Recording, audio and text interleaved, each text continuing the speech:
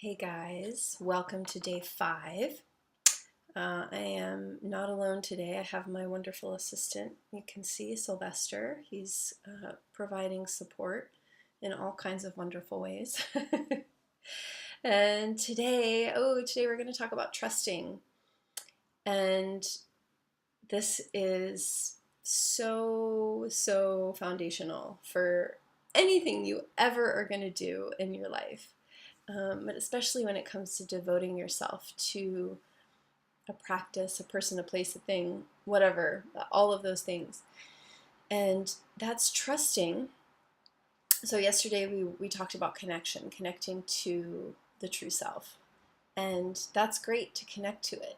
But then when we get those hits, those intuitive hits, that's when we have to trust it, right? And without that, if we don't trust it, if we go back to our default of trusting the imposter self or the false self, which can also be called the ego or the lower mind, just the mind that goes and that says the same stuff over and over, we get to choose what we're going to trust and what part we're going to trust, right? And that doesn't mean that the lower mind doesn't have a functionality, right? It's a great follower. It's a great,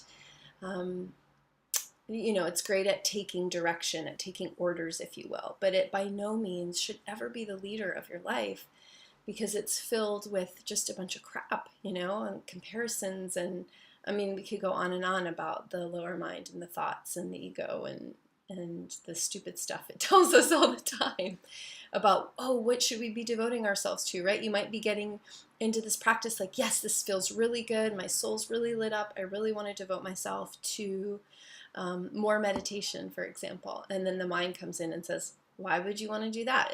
You're not doing anything. You're not productive. You're not reaching your goals, which we're going to talk more about tomorrow, about goals and all that fun stuff and not attaching to it. But anyway, so yeah, trusting that inner knowingness that you have so beautifully connected to, that will lead you to, guide you to what activities that are most in alignment for you and most serving your devotion and what you have decided to devote yourself to, whatever that is, whatever that practice is. So that trusting yourself is going to facilitate you to taking the action to do those things. And it's okay if you don't trust the intuition that you get, because you'll do the other thing and then you'll go, oh, that's not it. Okay, let me try what my first intuition was.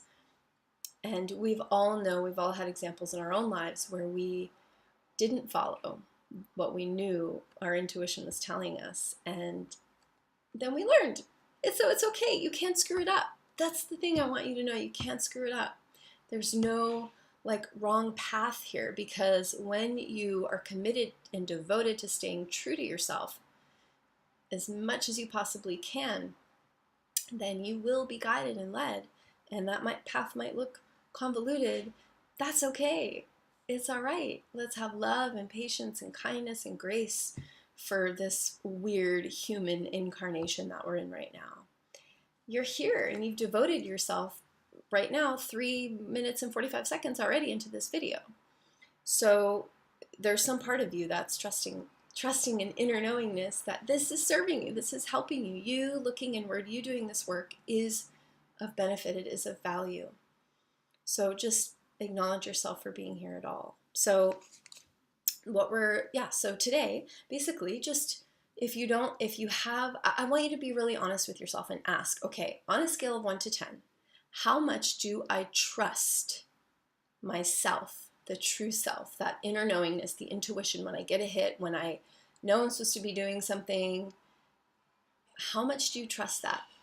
There's a difference in trusting it and doing it too, right? But that's the first question. Is it a 3 out of a 10? 10 being like, hell yeah, I trust no matter what. I don't think about the logistics or the hows or anything.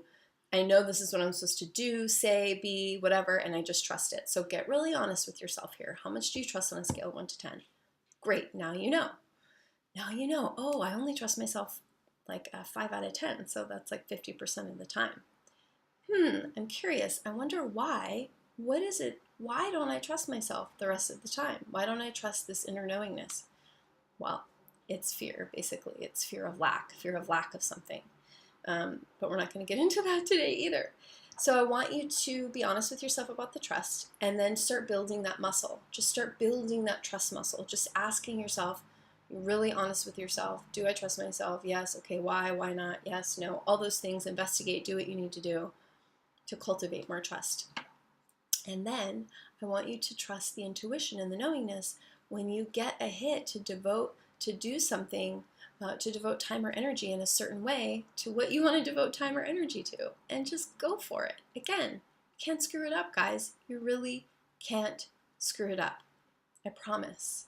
And you don't have to take my word for it. Okay. Offering support again in the Facebook group with myself, with each other. This is a community. This is a group where you're not doing this alone. You're not on this journey of expansion and growth alone. We're here together, and I'm here for you, and I love you, and I will see you tomorrow. Oh, and if you would, I would love to know what new practice or practices or things or activities or whatever that you feel called to do in devotion to what you want to devote yourself to.